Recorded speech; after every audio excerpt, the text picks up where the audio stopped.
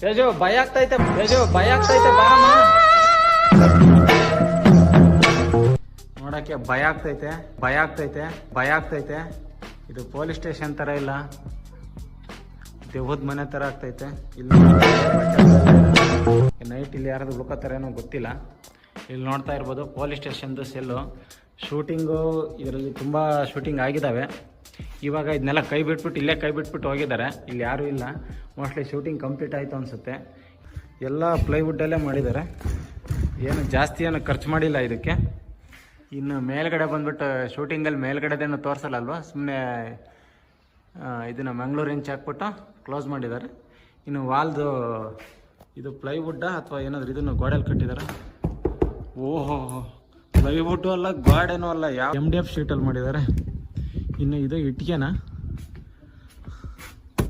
ಓಹೋ, ಇದು MDF sheet. Shooting ಆದಮೇಲೆ ಎಲ್ಲೆಲ್ಲೇ ಬಿಟ್ಟು ಹೋಗಿದ್ದಾರೆ.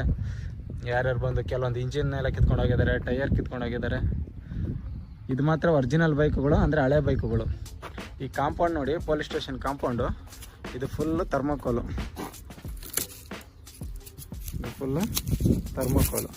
ಈ ಕಾಂಪೌಂಡ್ ಫುಲ್ಲು ಥರ್ಮೋಕೋಲಲ್ಲೇ ಮಾಡಿದ್ದಾರೆ.